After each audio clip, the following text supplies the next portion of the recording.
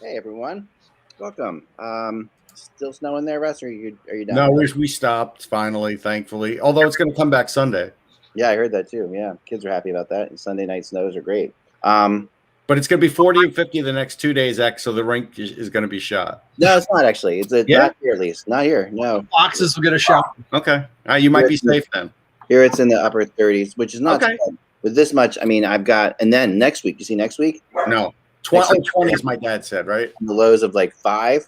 Oh, okay. That's good rain. That's good ice making weather. All right. You're in the 5. If that's too cold, it'll fracture. Remember the outdoor game in Edmonton? It got too cold.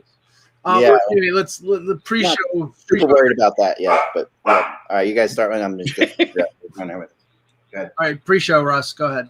All right, so let's talk once again about Major League Baseball because it's amazing. Like, I think we all know, the whole world knows there will be a lockout next season. Yes. They're not even close to being on the same page. No. Matter of fact, the owners want the shortest season possible. The players want the longest season possible. They almost don't care about the health ramifications anymore.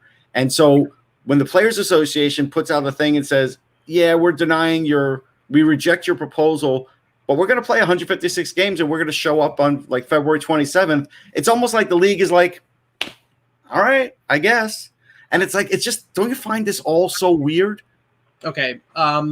The statement that the Major League Baseball Players Association put out yesterday was so painfully obvious that they're begging for a fight. Yes. What I thought that the reasons that Major League Baseball proposed what they proposed, which was shortening the season by 8 games, moving the start of the season to May the 1st. Now that would mean more doubleheaders, but only extending it a week, so the less time off.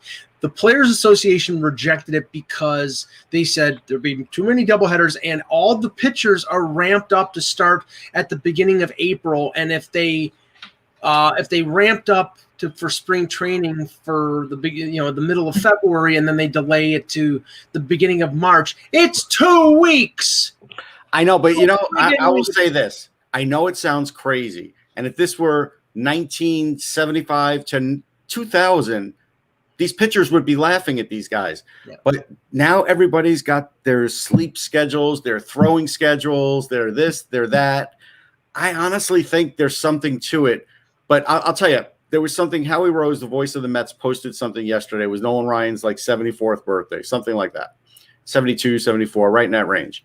And he said, how did Nolan Ryan, Tug McGraw, Tom Seaver, Jerry Koosman all pitch the amount of years that they pitched with no arm injuries? And my answer was Rube Walker. He was the pitching coach. He was a former catcher in baseball, and he knew how to get guys' arms in condition. And Ryan always talked about it. He strengthened his arm. He didn't not throw. But when you start doing the other direction and you don't strengthen your arm and you throw only a certain amount of times, I don't want to say you become fragile, but you do become a prisoner of that schedule. Yeah, well, we could go to at the fireside chat with. He's having too good a time with. Yeah, so we'll let him enjoy that. But yeah, it's a cluster F, like I said yesterday. But I wanted to transition to fast. Yeah, I will appreciate the transition to fast food before we start the show.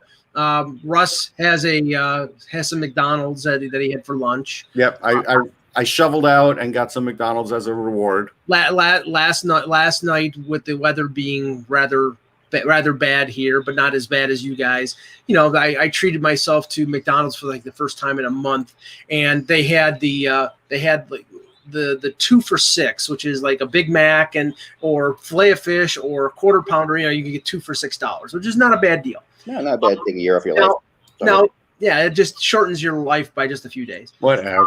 $6 is not a lot of money to get. There's that one guy that ate years Big Macs for like 40 years straight every single day, and nothing happened to him. Yeah, and he smoked a cigar like George Burns. Now this is the thing. I worked at McDonald's for a day. And I learned enough about how McDonald's works in that one single day to educate my life for the rest of it. But sometimes we just want convenience, Right, but you never order a hamburger just like, I want a Big Mac. Just No, you always order it with something different, so you get a fresher one. Yeah. Exactly. And I always order a Big Mac without sauce because I don't like the sauce. It's Thousand Island dressing. I mean, I don't eat McDonald's anymore at all. But at all, everybody does. No, I really don't. I don't. Liar. I unfortunately live with a very healthy, conscious wife. But I don't eat McDonald's. But if you're going to eat a Big Mac, I mean, the only reason to eat a Big Mac is the Big Mac special sauce. That's the only because the Big Mac special sauce is Thousand Island dressing, and that's gross. It's actually not. It is. No, I remember years Mike is anti-condiment. This is your classic anti-condiment, pro-condiment discussion here now. So I got a Big Mac without sauce. I get the quarter pounder with cheese, and I only get it with cheese and onions and sometimes pickles. Never ketchup, never mustard, never, ever. This is crazy. What's the determining factor on the pickles, Mike? Like where in your head you're like whether I feel like it. Well, it's just like sometimes pickles, sometimes not. On a whim, he'll have pickles on a whim. Like, if you could psychologically study why a pickle would matter to you on certain days and other days. Just how No, it is interesting. I mean, I'll tell you the one thing that did happen though on my trip. So because we've all been working crazily around the clock trying to get rid of our snow, we decided for lunch we would get a shake too, like a large shake.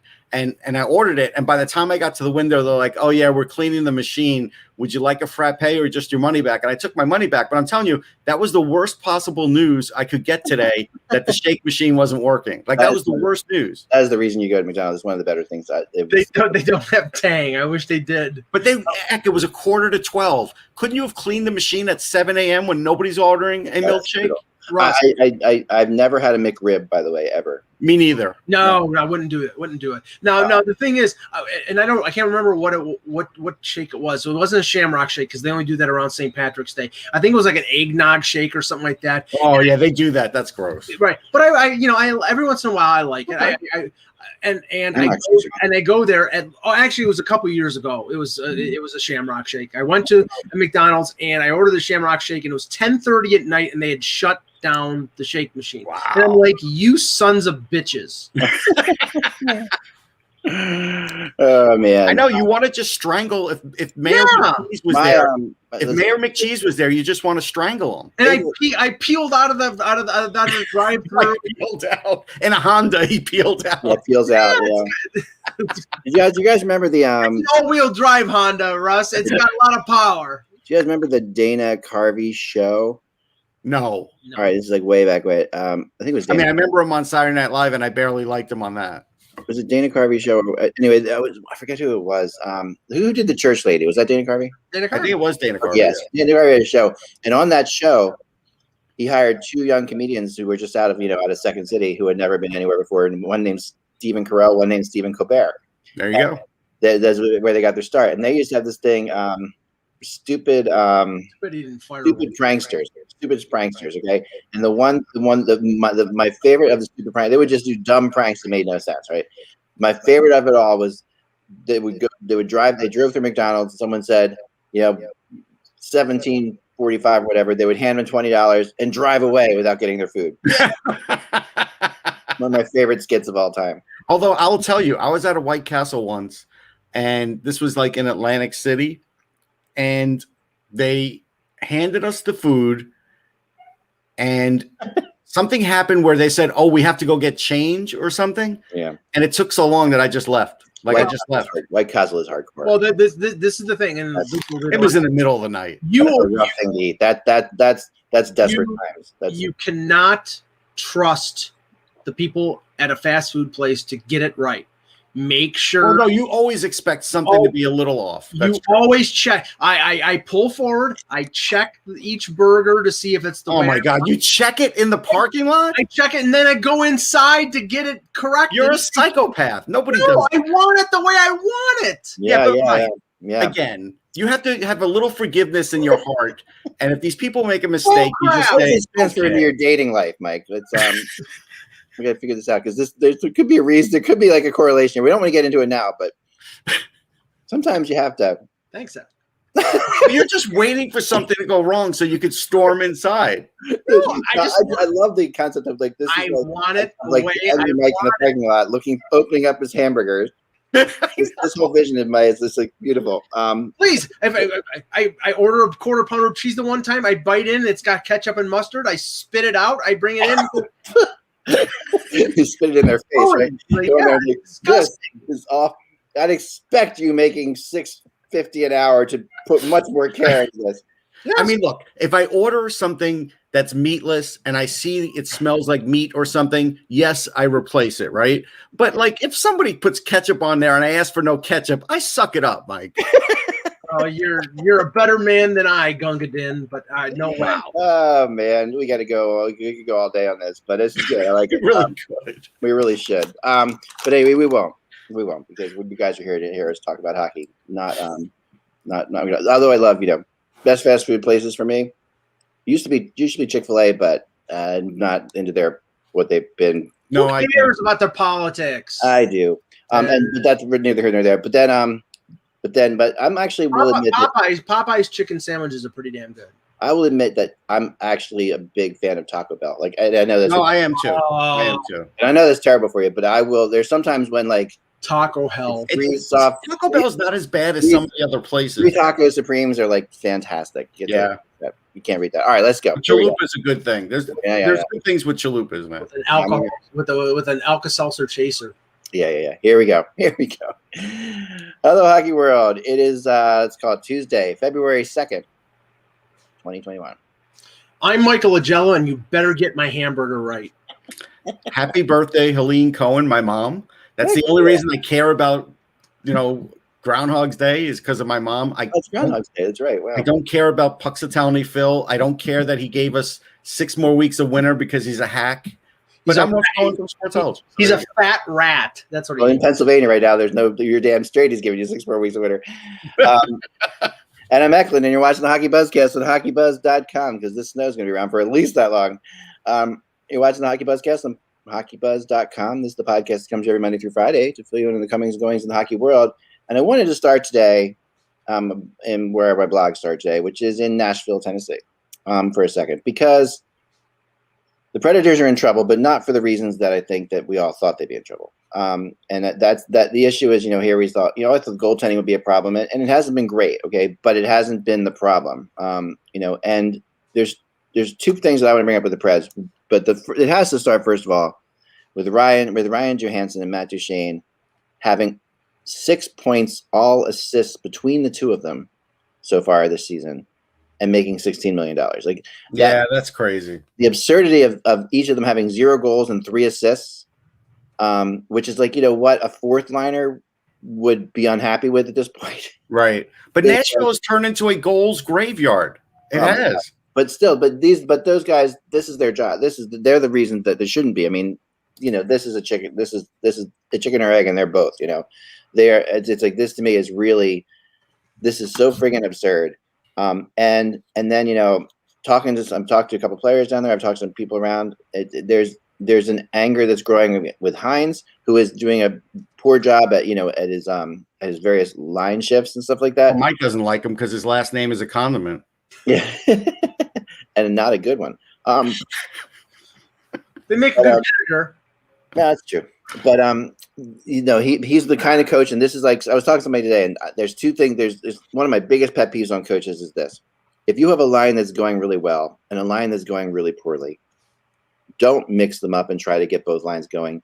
Keep the line that's going well together, and put somebody else on the line that's doing poorly to get that going. It's like Hines has this. They're trying desperately to get Duchene and Johansson going, and they keep They keep moving people off of lines that are working, and then you move them back, and their chemistry, that magic is gone. Like, go with lines that are working.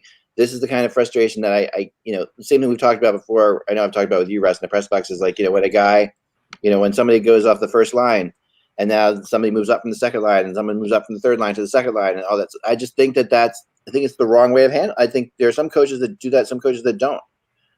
Coaches that don't do that, that you don't have to destroy your entire lineup because someone is hurt. You don't have to wreck every line. Right. No, that's true. And we see, and this is what Hines does. He does this, and he's really got the players confused. And then you've got, two guys there. I mean, three guys there in Nashville, that are on the bench. Like Tolvanen gets in last night finally.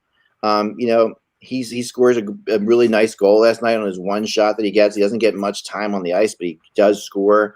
And you've got other guys there too that are younger players that are dying to get in the lineup, while Johansson and Duchesne do nothing. Right? It's just. Well, I want to point this out too. Yeah. So I'm looking at the season goal leaders for Nashville overtime, and Arvidsson is the leader with 34. That's the most anybody's ever scored in a single season for the Nashville Predators. He's on the list 3 times. Forsberg's on the list 2 times.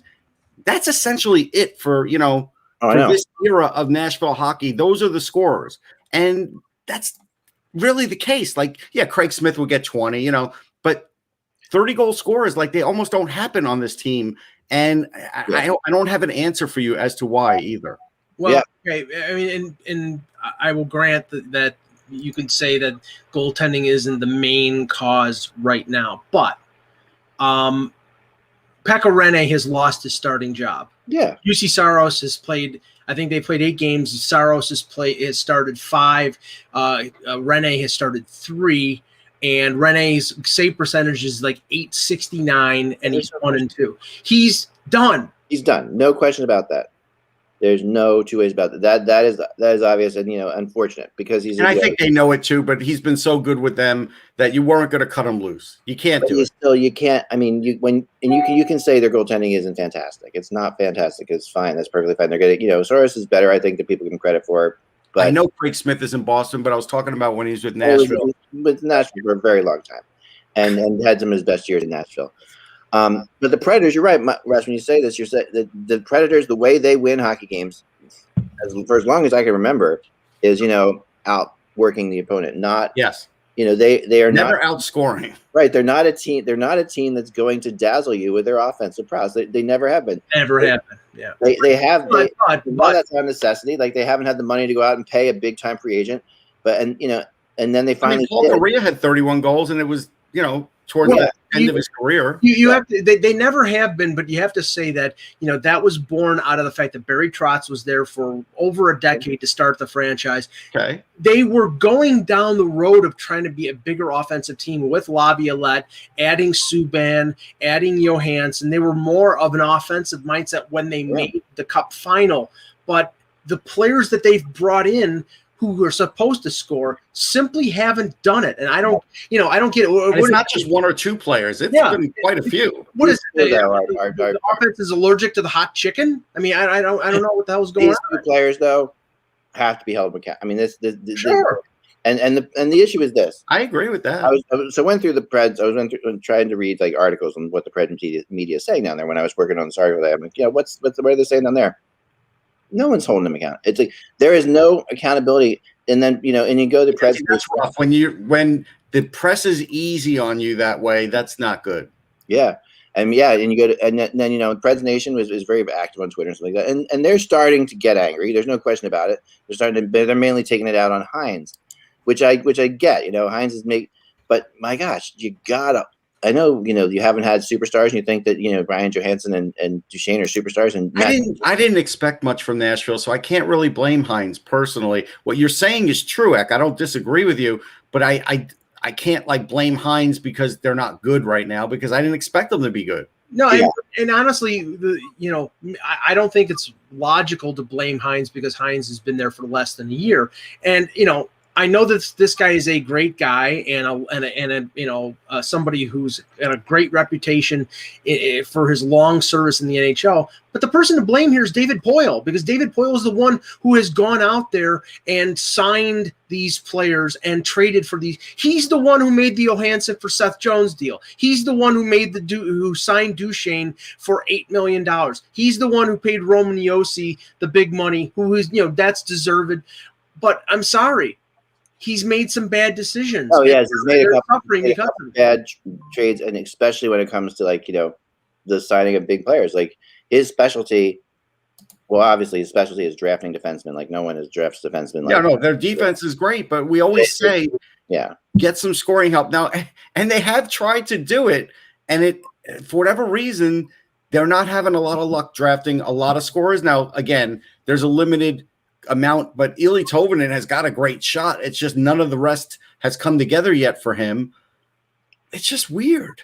But yeah, and then so these other two guys that when I'm talking down there, I'm talking to some players like that, and they are like, there's two guys down here that are just tearing up in practice, and they look amazing, and that being Yakov Trenin, Yeah, Trenin. Well, I saw him play well in the game too. I mean, he's a big Russian kid who can score around the net. So if they give him enough ice time and have him crash the net a bit, he's going to be like Colton. He'll be like Colton Sissons. He's not going to be much more than that, though. They're not giving him that. And then Philip Tomasino, who is a legitimate sniper. No, Tomasino's a sniper, but he is a young guy, and He's very young. He's young, and now they send him to Chicago. To the Wolves. I think that's probably for the best if things aren't clicking. Tomasino could probably play in the NHL with the right line mates who could really bring him along. Yeah. Honestly, I don't know if anybody there could help bring him along. So I think they probably are doing the right thing by sending him to Chicago. Yes. I mean, he's a smart kid. I interviewed him just a few months ago. But very smart kid. But you know what? Let him score 20 goals in the AHL this year until they get things figured out. I think that's fine and well, but you have to you've got to come up with a way of getting. You got to put Duchesne and Johansson in the press box for a while. You got to. I would do it. You got to do that, and to do that, I think you may have to bring up some of these kids just for a couple games. And this is the year to do it because it is the year to do it. I agree with you. Without fans in the building, it's a much better situation for young players. There's no two ways about it. The nerves aren't there for younger players like they normally would be. I mean, you're still playing in the NHL. The speed is there. It's still very tricky, but that's a big deal to play in front of 17,000 fans that are streaming in an NHL game. That's a bigger deal than what you're seeing here. So I think that, what really frustrates me about this Predators team is I feel like they are a playoff team. They were a playoff team last year and their offense was terrible. My argument about making them a playoff team this year is they couldn't be as bad as they were last year. And they're way worse than they were last year, which is really just because who could expect no goals and 3 assists from those two players. No, I mean, you wouldn't. I mean, I have a lot of respect for Matt Duchesne. I do kind of wonder now, he went down there with the hopes of being a country music star. Right. And I do wonder if he's burning a candle at both ends. It does make you wonder. And I think that, and it pisses me off because the Predators definitely took a little bit of a chance on him to give him a little bit more because he really wanted to go there. I think the Predators saw here's a guy who really wants to be on our team. He really wants to be in our city, and it's not hard to get players to go to Nashville right now. I mean, it's actually a really great place to play and it's a really cheap place to live. But they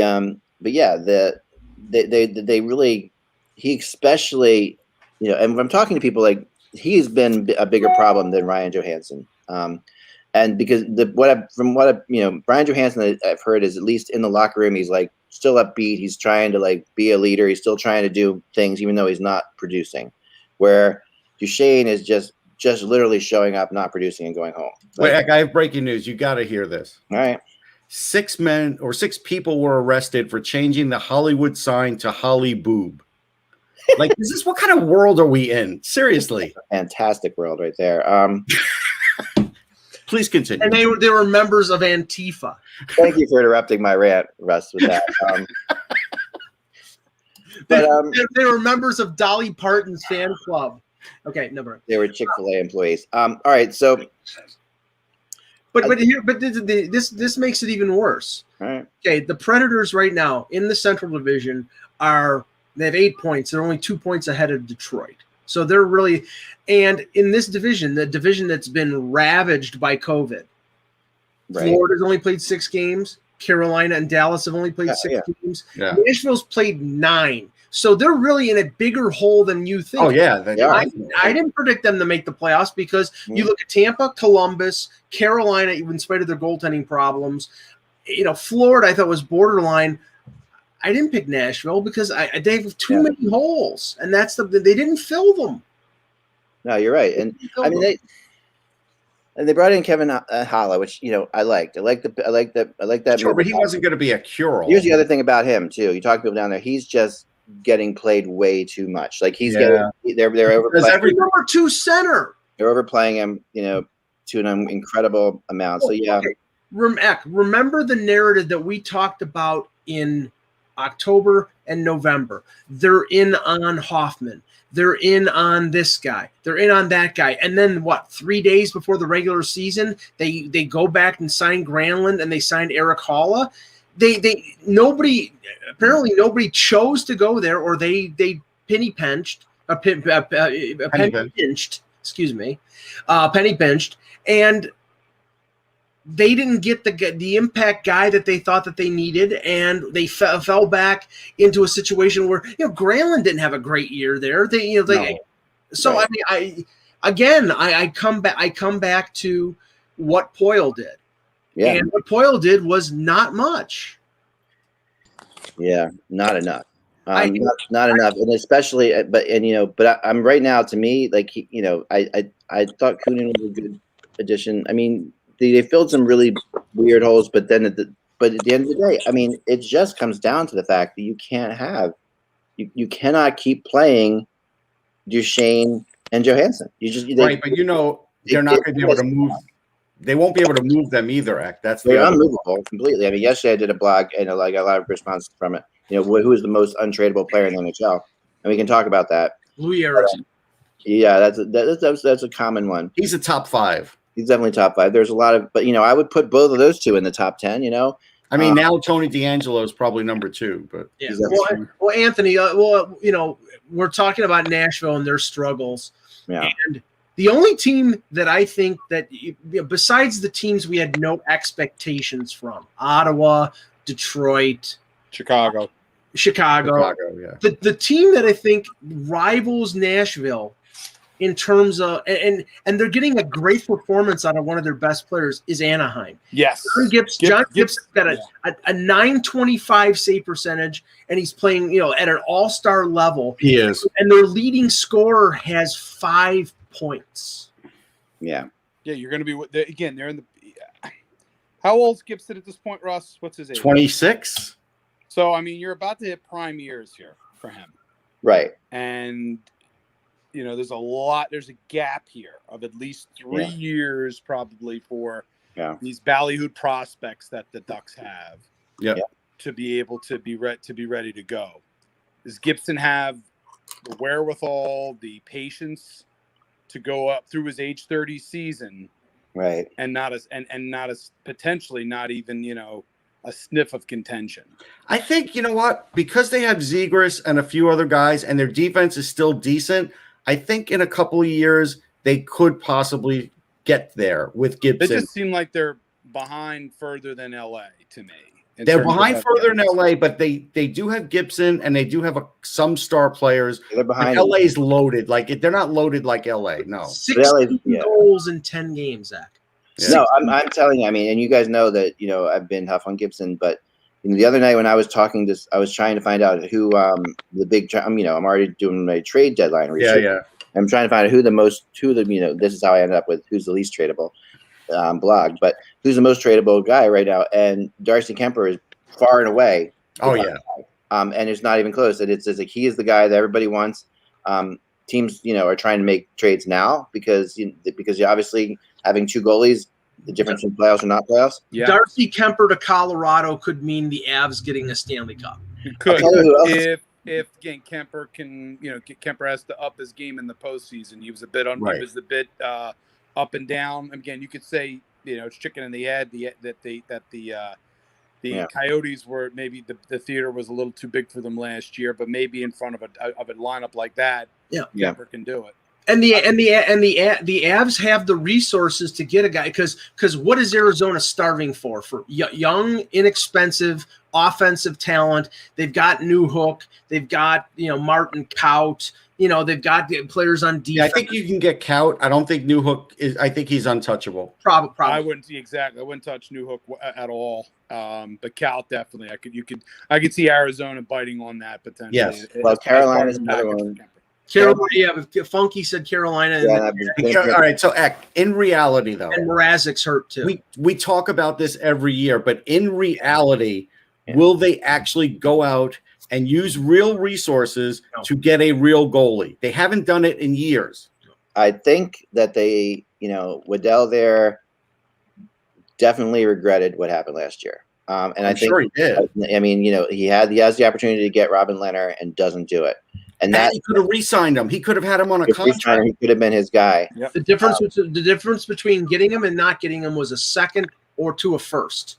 Yeah, basically, Brady Shea, what you gave up for Brady Shea. Right. They wouldn't offer the first round pick for Leonard because they couldn't get Leonard to agree to an extension, so they passed on it. And Vegas got him for a second round pick. Yeah. And split the salary with the Leafs. Did a little cap management there, and they instead of trading the second first because they had two firsts. Yeah, so then they swap it for Shea. And I like Brady Shea as a defenseman, but I'd rather have Leonard.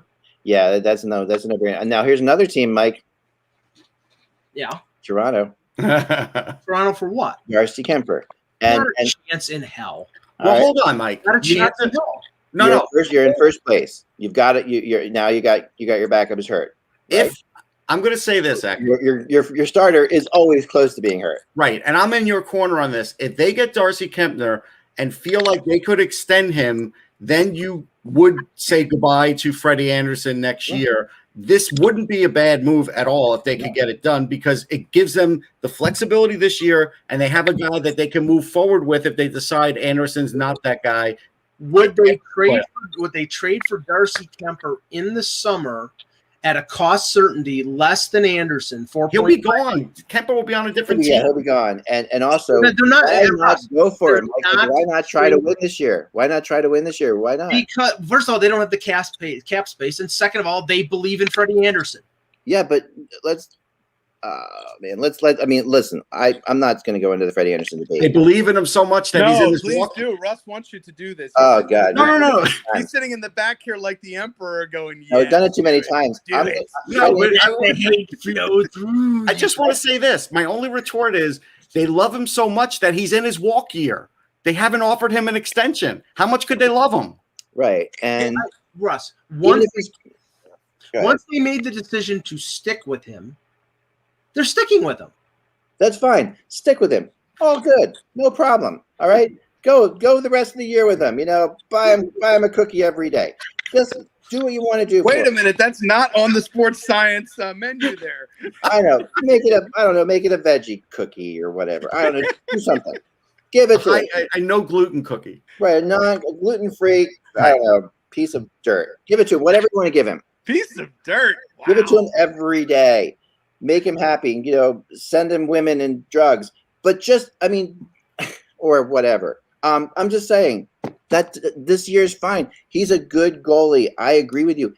Right. At times, he's a great goalie. He makes saves in the regular season sometimes that are just phenomenal, and he keeps them in games. I mean, I watch Toronto all the time. He keeps them in games sometimes. There's no doubt about that. But if you don't have a backup, and he gets hurt all the time, and you're in first place, and Darcy Kemper's going to be able to be kept for a while, like Russ said. This is a goalie who. I know he's thinking this is a Vegas. I know what he's thinking. This is a Vegas scenario here. Yes, but there's only one problem. The Leafs have $30,000 in cap space, Jack Campbell will be back in 2 weeks, and Jack Campbell has been a very good backup for them, and they will use him more. And Jack Campbell normally has an injury history. He does. Yeah, he does, Michael. Yeah. Jack Campbell? Yeah, yes. He's been hurt. Not the last few years, and this is not a serious injury apparently. How much does Jack Campbell make? 1.6. All right, he's part of the deal. Send him. Gone. Yeah. I would do it. They don't have even if they included him, they don't have the cap space. You got to be able to.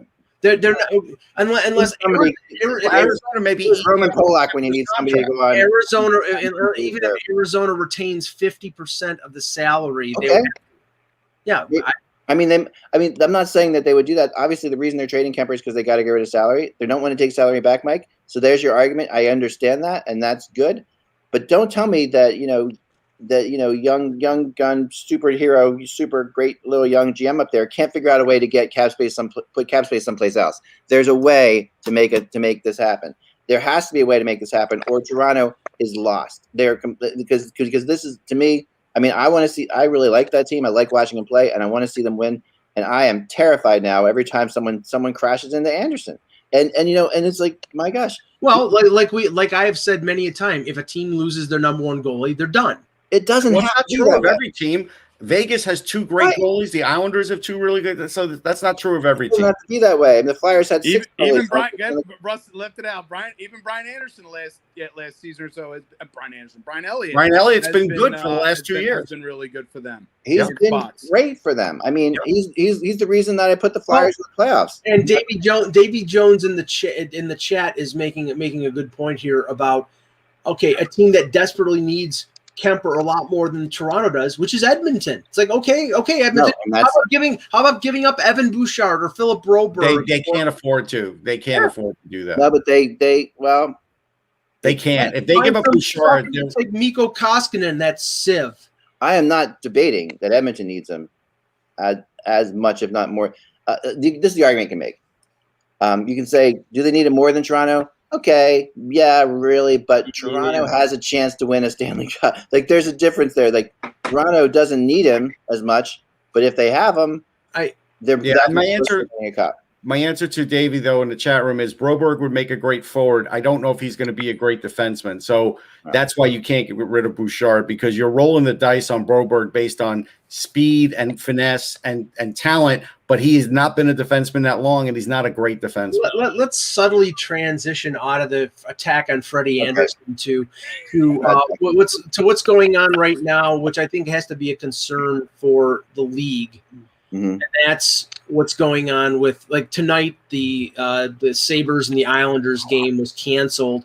And it was canceled because the Sabres decided to leave for a game against the Islanders, which was a 6:00 in the afternoon start. They decided they were going to leave this morning rather than yesterday because of the weather concerns. Yeah. But then they had to cancel the game because they couldn't test and clear players quickly enough. Yeah. There was enough of a turnaround. And this coming off the fact that the Sabres played the Devils 2 games in a row in Buffalo Saturday and Sunday afternoon. And there's a big outbreak with the Devils where they had to scratch for a week. Yeah. Now, John Vogel from The Athletic posted that the Sabres are incensed right now at what was going on, because they asked the Devils, they asked the NHL, what was going on. They traveled to New York expecting to play, and now they're there, and now they're not going to play. Well, hold on. Are you trying to tell me that even if the NHL's testing failed for that moment because they changed their travel plans, that they can't get their own testing and show the NHL that they're all negative? I'm pretty sure they could work something out if they wanted to do that. I think it's hold on. I don't think it's fair of them to blame the NHL, because A, they're the one who wanted to change the way they're traveling, and B, they could buy their own test kits and test them. But Russ, that might not be part of I know, but I think under certain circumstances you could have the league say, all right, let's look at the data, and they would look at it and say, yeah, all right, you could play. I don't think it's got my own tests. I don't know. I don't know if that would it's possible. I mean, I was kind of surprised. I mean, I was personally was really. But why surprised. change the travel plans anyhow? I get because of the weather. Because of the weather. Because of the weather. I mean, I really was surprised the Flyers and Islanders didn't do a Sunday afternoon game. Like, it didn't make any sense to me that they. Yeah, I was in the same boat there. I thought potentially they were going to shift it, but. I mean, with the weather coming in, they could have announced that very easily. I mean, I guess the Islanders are taking the train back or whatever. But but here's what they could have done. As an example, Sabres could have tested yesterday, not done the plane flight, and gone to New York and taken a bus. It's not that far of a ride from Buffalo to Long Island. It's not that big a deal. 8 hours. Yeah, and so it's snowing like crazy. It's like traveling cross country, don't you know? But it's safer than a 23-hour trip right now. It's safer than a plane. You could do it. No, that's horrendous. That's a horrendous idea, Russ. This is about the same time that Buddy Holly crashed. That was in a plane, Mike. Getting 35 people on a bus in the snow. He didn't crash in a bus, but driving 35 people in a bus from Buffalo to Long Island, Sweden or something. I'm just saying, it's just 16 hours to get to New York and another 16 hours to get to Long Island. So I mean, it's just like, to me, that's like, I don't think the Sabres have a right to be incensed. That's my basic point here. It's frustrated. I mean, but to me, that let's just accept it's the kind of stuff's going to happen, Mike. I mean, I don't think it's a big deal, really. I think that this is the kind of stuff that's going to happen this year. Like, it's just the funky in the chat. It's an 8-hour bus ride from Buffalo to Long Island. Right. No, not yesterday. Not today, even. I mean, did they plowed out where you are? I mean, yeah, my roads are totally clear. They're fine. they're not here. And you're talking about going on the New York Thruway. It's not like they're going on little dirt roads. My wife had to come out and give me electric shock. Yeah, because you're in East I was out Bumbleton. shoveling my driveway this morning, and it's just like it's crazy. Yeah, like, you're in East like clear.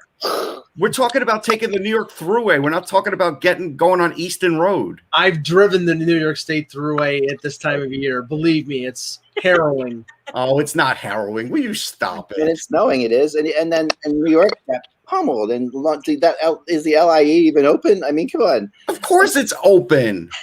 The LIE doesn't. We've got New York efficiency here, right? Listen, that is an actual thing, isn't it? Listen, I've driven on the LIE when the snow is like up this high on the embankments. They do not close Did you have it. Bare feet backwards uphill, Rob? When he was walking to school. No, honestly, for the 20 years I lived there and the 5 that I was still in the area, or 3 or 4 that I was still in the area, it closed once.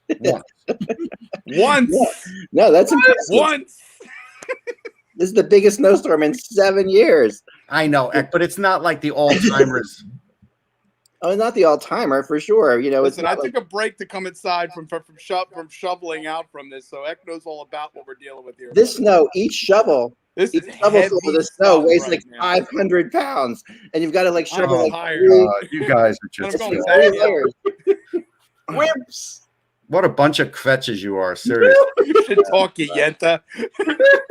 I'm a 52-year-old aging man, Russ. I'm 5 years older than you. Come on. I know, and you're probably in better shape than me. But see, Russ has all his dogs and cats doing the shoveling for him.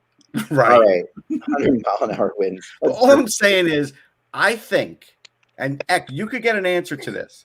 I think the NHL should have a secondary plan in place so that if testing doesn't come through, there is a secondary source, or just says to the team, get your testing done by X, Y, or Z, and we'll look at it. But what's clear, I will look. I will ask. I will text. There are a million private labs that could do it. But what's clear to me, and if we have a couple more of these, teams where they can't play for a week, which we've had with Florida, which we've had with Dallas, it's gonna happen. It's gonna happen. You're probably gonna have certain divisions like the East and the Central doing points percentage. It's not. They're going to do points percentage. There's no question.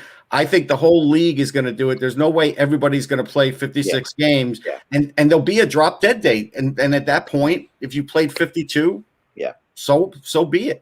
Yeah, true. Now, let's get back into the DeAngelo thing just for a minute. Let's take a different tack on because yesterday, Gorton and John Davidson had a press conference. I heard this morning, they did a great job. They did a great job, but I mean, come on. This was a disaster. Public relations. Right. This is a PR face-saving situation. Little song, little dance. Anthony DeAngelo's head on a lance. Money may have been exchanged. Little jingle in your pants. Yeah. But what this was a face-saving situation, and they're trying to trade the player, to get this guy out of town and clean up this situation. And Russ, the way it sounds to me, it sounds like this has been put in the hands of Pat Brisson to make a deal and to at least help broker a deal, not to make it, but to help broker it. Now, what I have and I want to ask everybody here is, who do you think is the team or teams that will trade for? I do want to read this before we answer that. So this is what comes up under Wikipedia for Anthony DeAngelo, and this is a factor. Why are we going under Wikipedia as a source? No, because it's factual. That's why. It has to be true. No, but this is basically he had 2 suspensions in the OHL for violating the league's harassment, abuse, and diversity policy, and one of them was for 8 games, which was a long suspension. So he had a history in Sarnia. He did. And he did that while he was a Coyote, and he didn't stay a Coyote long, as we all know. And so other teams now look at this, and even when they say, okay, maybe we would give a break to another player, that other player isn't making $4.8 million for the next 2 years. So now you have that complicating it. And so now it's not so easy to trade Anthony DeAngelo. I mean, this is what's going to have to happen for him to be traded. The Rangers are going to have to retain 50%. So that would make him a $2.4 million player. They're probably going to have to take a contract back equal to that amount or maybe even more. And a team basically will, I think, it'll probably be under the understanding that if he does one thing wrong, that he goes away and he gets bought out at 1/3. And if he gets bought out at 1/3, it's actually 1/6 of what he's making because they'll have retained 50% of the salary. So I think that's what will happen. But the question is who? Well, and the idea is Brisson doesn't want his clients sitting at home the rest of the hockey season, but there's a very good chance that's exactly what's going to happen. Right, but who? Okay. I mean, okay, so I brought up who would I have a team, but I'll let you guys go I brought up first. Florida, and I think Florida is a positive, and I brought them here yesterday, and I stick by that one. I think that there you have Bill Zito, a GM there, and this is not anything I've gotten from anybody there or from him or anybody. This is just speculation. I do talk to him once in a while, but I have not talked to him about this. But I know that he had, he was a fan of his. And he was general managing the U.S. team a couple times, over at the World Championships. Yep. He likes DeAngelo. He's in Florida where they desperately need defensemen. So much so, that they really, really need defensemen. The owner worked for Trump. The owner worked for Trump, but didn't take the job for Trump. Didn't take the job. No. But was a Republican. He's a Republican, but not a Trump guy, from what I've heard.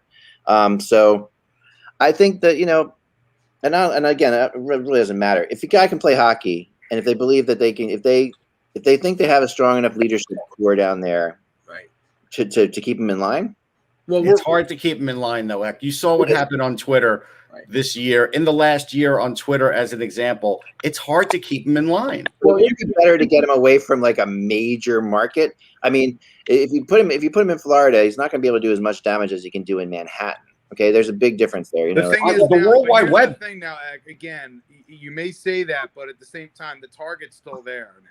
Yeah, he's put himself out there in the world's largest market. So even if you drop him down in Florida, people are still going to be following it. And the minute he does anything, it's going to have reverberations now. I mean, you can rule out two teams, and Russ said this yesterday. You can rule out Tampa and you can rule out Arizona because he's already been there and they know what's going on.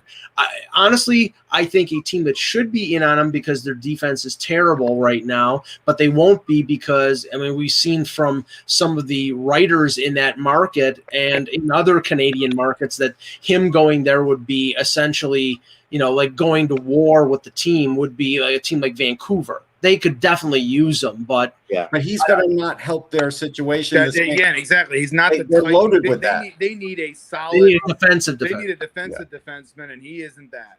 Right. Yeah. Here's why. Again, I'm going to say the Canadians for three reasons. Boy. Victor Mete wants out. Yeah. Pat Brisson was practically the GM of the Canadians before and has tremendous pull there. He does have amazing mouse pull there. And he actually is the one who set up the guy who's GM there now. Like he was offered, from what I understand, Brisson was offered the job and said no. You should give it to Bergevin. That's how. And the fact that there's no fans in the building preclude any kind of maybe dissatisfaction. So I think there's a chance, but again, with a guy like Shea Weber in the room. Yeah, I think Shea. That's something where I think Shea would probably. If there's any concern there that he would be. But talk about a media market that's more voracious than New York in terms of a hockey media market is Montreal. They'll eat them alive. There's nobody to eat them alive, Mike. The media, not the no. The media. Mike's right on the. They have two medias that can eat them alive there. But because they've got two completely separate medias. Yeah, English and French. Canadian. Actually, they just did away with, I think, their English media. I think I just saw it yesterday. No joke. They just laid off a bunch of people in Montreal. Really? I mean, there's still people, but they still. And they laid off their English media. Instead of like RDS, they had like an RDS channel and another channel that was an English channel. They may have laid off a lot of people, if not the whole English channel. They were talking about it on Twitter. Well, people can't understand French. I mean, there's a lot of people. There's so many people. No, I get it. There's a lot of media there, but everywhere. But the other thing about Montreal is there's always another story. So it's like, it's a little bit of the, like, the Trump factor or whatever, if you want to say that in a different way. Like, something, he could do something crazy, but something else will come out in Montreal the next day that'll get people's attention away from it. I mean, it's like Montreal, there's so many things. Yeah. Anthony DeAngelo hates Montreal hot dogs. Film at 11. Boom. Right. No, you're right. I mean, everything's possible. So anyway, I got a couple other quick hit things. I think there were layoffs at CTV, Montreal, BRK, and CJAD 800, which sounds like radio, and Bell Media. So they had a lot of layoffs. That's TSN. A lot, but honestly, Russ, there's a lot of markets that have that issue right now. Oh no question. Philly has that issue. They've been layoffs. Yeah. So this is across the board. Yeah. The fact that like the percentage of people that write on the internet that are in the Philly press box versus not, it's just that it changes it so much. Like we're dominating now over anybody. It's like crazy. Yeah. All right. So a couple of little quick stories. I picked the Capitals to not make the playoffs. I picked them in 7th place, actually. Yes, I'm glad you're admitting it. That's as bad as me picking Dallas not to make it. No, it's not. But yours is way worse. But but the Caps are and the Caps, have been Anthony brought up yesterday. They had a lot of the same problems as the Flyers. I'm not convinced the Caps are a perfect team by any stretch of the imagination yet. Like, and they have a lot of overtime, losses, even though they're not, they got their first regulation loss yesterday to Boston. But one of the reasons that I picked them there is I was not sold on Samsonov, being the goalie, and didn't think that Vanacek would be the rookie of the month, which he was just named. And he, like we talked rest yesterday, like at the game, you were saying, he may be taking this starting job away. No, I think he has a chance to win the job. There's no question. He was a star in the AHL. He was really good when he played for his country. Yeah. It's not like he's an unknown. It's just that Samsonov was going to get the first shot. But I'll tell you something I just said on SiriusXM in regard to Zdeno Chara. He is a +8. He's got 4 points. He's got 2 goals. He is the spark on the blue line that they desperately needed last year that the Capitals just didn't have. They lost it when they lost Niskanen. They didn't have that one guy. They didn't have it. Now that spit and bailing wire defenseman that Char, even at his advanced age, can be. But I also feel like he is now proving the Bruins wrong, because the Bruins basically told him, we'll take you back if you play like this, and this is the only way we want to use you. And he was like, no, I still think I'm a top defenseman. He's playing top pairing. And if you told me. But again, it's also in an unnecessary situation in Washington where they absolutely positively needed him. And I think in Boston, they felt that with their blue line, especially with they wanted some of the younger defensemen to take a bigger bite. They didn't want to guarantee him the same. They didn't want to. No, but that's wrong. I think that was a wrong take, because if I'm you're just saying that's what Boston. I know. No, you're right. That is what they said. But if you're trying to tell me that he couldn't have played another season or 2 with McAvoy and not been valuable to them, that's crazy. Yeah, I think it's a case of Boston. Boston being Boston. Like, they moved on too soon. That's what they did. They have their things. Like the way Cam Neely is Boston to a T. Like, he's not from Boston, but he is a Bostonite to a T. Like, at this point, he is everything he does, and it's like they were done. They're like, we want to see young players. We want to, they are a good enough team that they could just let it go. They feel like they're always going to win. And it's encouraging for the Bruins that Zaboro has come up and played well, and they've got Carlo, and they've got Grzelcyk, and they've got Lauzon, and they've got McAvoy. But Chara wasn't done, and he showed that he was. Yeah, and honestly, I watched a little bit of that game last night, and I want somebody to tell me that a fight at a certain point in a game doesn't turn a game around. Did you watch Trent Frederick and Tom Wilson go at it? Listen, Bruce Cassidy flat out said it sparked the team. Yeah. Frederick, as we all know, Russ and I have had this discussion watching Frederick. He is a bull. He's a freight train. He's a freight train. If there's anybody I think who could drop, who had the capability of throwing down with Tom Wilson there. Yeah. And if you remember at the draft, people were killing Boston. Why are you picking this guy in the first round? And I was like, I had seen this guy with the U.S. team, and not only was he good around the net, but he also was good defensively and had this physical edge. Bruin. He's honestly a prototypical Bruin. And Lavi was pissed off at Wilson after the game for giving him the opportunity to fight. At a point when they were up 3-2 in the third period, why you give the chance to give the team? Boy, Lavi's never been in that situation before. But that's Tom Wilson. No, but what was it? Was he the coach though? Then when they were up on Pittsburgh? Yes, he was. Was he the coach then? I thought. I think he was. Oh, he was. No, because the first year that he was head coach, they went to the final. Oh, maybe you're right. So I think it might have been John's. That might have been John's last. That might have been Stevens last year. You might be right about that, but that was the situation. Because Bobby's first year as head coach with the Flyers. Funny that all I had to do was say that, and both Anthony and Russ got it immediately.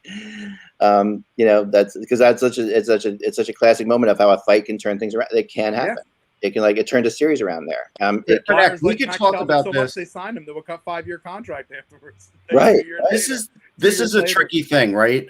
We saw the Yankees not handling Derek Jeter very well the last couple of years of his career, and him basically saying, I'm going to retire as a Yankee and I'm going out on my terms. But if he'd have played another year, they probably would have traded him because it was getting to that point. Teams sometimes don't know when to keep a player, when to trade a player, especially when they're a legendary player. But I do think the Bruins screwed this up. I do. Yeah, I think that the Bruins aren't a team, that let players get old there, though. They never have been. That's fair. They did. And Bergeron's going to get old there. Bergeron will get old one day. Might. But here's a little fun here. This guy, I don't know if you guys saw this or not, but this guy lives near he lives near the Capitals practice facility, and he's like, "Hey, Capitals, wire $5,000 worth of your hockey sticks at my house." So basically, Chara's hockey sticks were delivered to this guy's house by FedEx. Nice. They were just dropped on his porch. FedEx has been a hot mess for the last 2 months, and I had a delivery I had a delivery from a nut company that literally went from my house to Arkansas, to 2 different places in Texas, to northern Jersey, and then finally back to me 10 days later. That's nuts, Rob. Hold on. Why are we expediting the shipment? NBTS nuts. And you know what's funnier? The company's in northern Jersey. It's in They could have drove it to me. I know, but why? What's the why do we have to have nuts next day? What's going on with that? No, I didn't have to have next day. It was like a 3-day shipment. Grab them. This sounds like a beat writer's, when he has to when they're told these are the only flights that are available. But it's literally like, I'm just trying to get to Pittsburgh, and they want you to fly through like 3 different places to get from Philly to Pittsburgh. This is what happened to Russ's nuts. Pretty much. Not my personal nuts. These were somebody else's nuts. Okay, we weren't going there. We're just sticking with nuts, not your 5 minutes. 5 minutes of quick hit stuff, real quick. So off the rails. Tonight, Patrick Laine will be skating for the Columbus Blue Jackets. And tomorrow he'll ask for a trade. But why is it a day after Roslovic? Can you answer that question for me? Why was Roslovic on the ice and Laine not the other night? No, I know the answer to this. Okay, Roslovic, remember, was living in Columbus. Like, that's where he was. He still came from the same place. No. He was in He never Columbus. went to Winnipeg. He was in Columbus when the trade was made. Oh, he was in Columbus, so Winnipeg had told him to go there. Okay. Right. No. He's from Columbus. I get that. He never went to Winnipeg for their training camp because he was unsigned. Right. Oh, I see. Ohio. Right. I thought he went to their camp. I get it. There's nothing to it. I think they got Laine pretty quickly, surprisingly. Like, to me, this is faster than I thought it would be, like with all the quarantining and everything. Yeah, he was staying at a Motel 6 outside of the U.S. Embassy in Ottawa to get his visa. He was? Yeah, I don't know about Motel 6, but I think I'd stay with that Motel 6. I was going to say Patrick Laine's hanging out at a Motel 6. Hanging out at Motel 6, eating he's going to the machine outside his bedroom looking for granola bars. I just picture him walking down the street and getting beaver tails from Big Macs without sauce. This is the craziest show I've ever been. Oh, please, you've been in crazier shows than this. I'm not sure. You guys know what beaver tails are? Yes, I had one in Ottawa. I just never had one. Yeah, I've had one. I mean, not besides the actual tail of an actual animal beaver. No, I've had one. They're very good. It's basically Ottawa's version of funnel cake. Poutine I've had up in Canada, though. Yeah, they do. We have actual beaver tails in Canada. You could get poutine and Burger King in Canada. Like I said, we need to send Anderson some of that. So let's move on to we also have what was I going to say? The other thing, cheese curds and gravy. Gross. Oh, it's awesome, dude. Try it. Oh yeah, no, cheese curds just doesn't sound good. It doesn't sound good, but they taste good. It is good. It tastes like styrofoam, but it tastes good. I mean, it's somewhere I was taught not to eat something called a curd. No, but actually, you could get in BJ's Wholesale Club. They have cheese curds that are breaded, and you could just, chuck them however you want to, bake them, whatever, because they're already pre-fried. They're Chuck really them in the good. garbage. Yeah. Oh, they're good. Well, that's fine. That's more for me and more for Russ. Let's move on. Finally, Shea Weber Ranch tonight. ketchup chips suck. Shea Weber tonight is set to play his 1,000th NHL game. That's awesome. Vancouver Canucks, and there are not many people that I enjoy talking to more than Shea Weber. He is a fun guy to interview, and I agree with you. I actually interviewed him about that trick shot he did. Do you remember? Yep. Yeah, I interviewed him about that at the All-Star game, and he loved talking about that because just the fact that he was able to shoot it from the upper deck and get it to land in the lower deck. Just imagine the force it takes just to do that. Yeah, no, it is. It's like, you think you could throw something from the upper right and hit the ice. If you're trying to get a hat, you're not going to get your hat from the press box onto the ice. It's not going to happen. No. So, not that you'd be allowed to. Although you wanted me to when Konechny had his hat trick, but no. So, to me, but Shea Weber, since I came into doing this, has been one of the nicest guys to me. One of the first people I talked to when he was just starting out. It's amazing to me that this is 1,000 games for him. It's just like really incredible. And will he get the silver stick? Will they give him a silver stick? Good Yeah. question. The Rangers and Flyers do. Not every team does it, I don't think. Kind of cool that he is actually. Sometimes it's crystal. It's either crystal or silver. Yeah, I mean Montreal. Hell, the Leafs gave Eric Brewer the silver stick for his 1,000th game, and he had played for them for like 3 days. Yeah, but the Leafs have a closet full. Look at this. It has like an eternal flame inside of it or something like that up in Montreal. Look at something like that. Something crazy. There you go. So congrats, Shea. And it's kind of cool because it's also cool that he's actually really had a good year. He's also picked up this season as well. Everyone thinks he was falling off a little bit the last couple of years, and I thought in the playoffs he was great last year. Oh, he was really good, and this year he's continued that going. So just a class guy, all the way, almost a Flyer. Great stories there, of course. That will never be able to be told. But there's almost a Flyer, but still has that Flyers contract. He's still using that contract. Look at it. Looks like Daniel Sedin got a silver stick for his 1,000th game. Brad Richards got one. He's going to get a silver stick. Yes, but I've seen the crystal ones too, though. Somebody gave crystal. I'm sorry. Does Shea Weber look like a crystal stick? No, he does not. No, he's that thing should be like, if anything, it should be like the plank of steel that came off the side of the skyscraper. Is what I respect about him so much is how much the guy he legitimately helped put the Predators on the map. Actually, it was Henrik Sedin. I get those two mixed up. I had to look at him again. It's hard. It's hard. All right, we got a Sedin's twin. And absolutely, finally, last thing. Well, you could tell the difference. The one that got speed bagged by Brand. Oh, never mind. Oh. I didn't go there, Mike. I mean, this is the internet is wonderful, okay, and this is why. Oh yes, I love this. Oh, the upside down. I sent this to you guys yesterday. Yes, that was great. In what world does this get noticed besides now? I would never have noticed. I'll be honest. I wouldn't have noticed it, but when you have someone like Chris Creamer, who basically with sports logos, he notices a lot of things, or it's going to be brought to his attention. The person who shows this on knew he did it. It's like, damn it, no one ever figured this out. But it happens in every sport. Every sport has a problem. Either a guy's name gets spelled wrong, or they do something, they put the wrong number accidentally. This happens every year in every sport. Now, okay, I railed yesterday at the hideousness of the Leafs' third jersey because it was, and they will wear them again, Mike. And of course they will. But I have to just to show that I'm not completely closed-minded. I have to say that I liked the Minnesota Wild. Oh, I loved it. I love the drop shot. What I love is the numbers with the 80s style drop shadow is fantastic. Yeah, I really. It's star logos on the pants. It wasn't a complete bastardization of their jersey. It was just different colors, but it was based in history. Obviously, the green and gold from the North Stars. It looked cool. I'm like, Jan in our private chat said he wants to buy a jersey. I'm like, okay, I understand that. Nobody in their right mind is buying that crappy reverse retro Leaf jersey. It's terrible. I wouldn't and it includes Mike's favorite color in it, and he doesn't like it.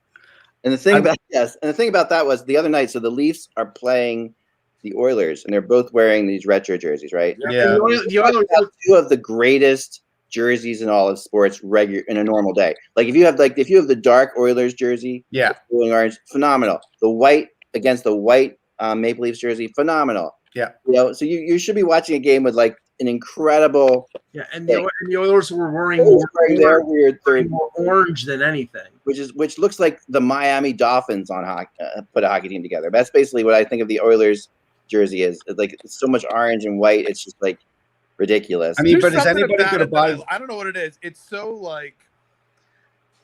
There's something about it I like. I just like the fact that it's that ostentatious and it's that out there that it actually works for me. That Oilers jersey. I don't like it.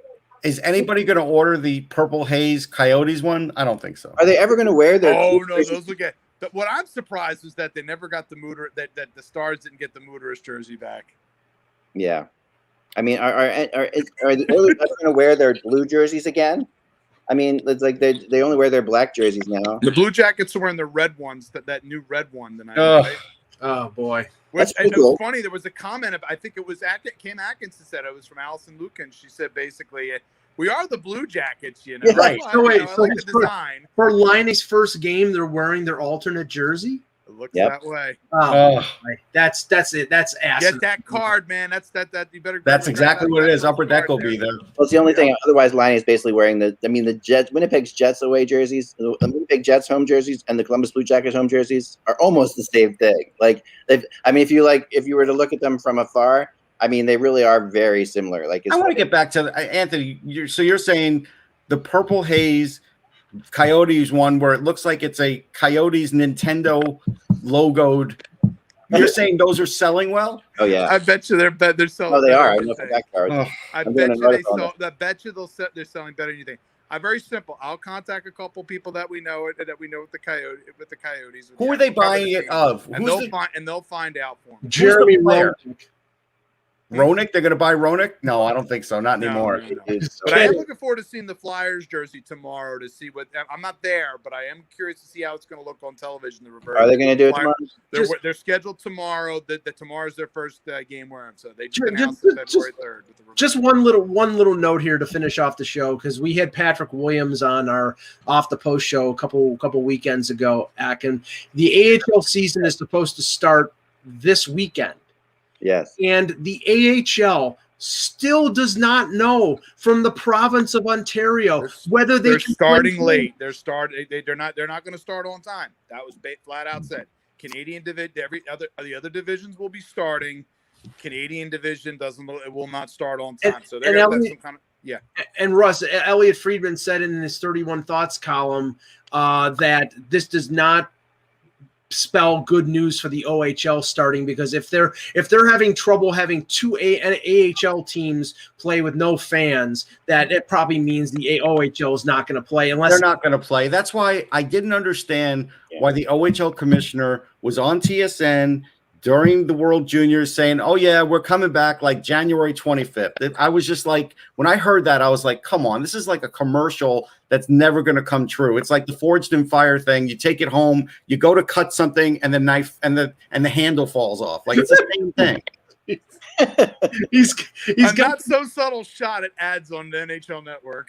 Hey, at least it's not the Addiction Network. Yeah, remember, without the buzz. It's just hockey. We will talk to you all tomorrow. Enjoy the games.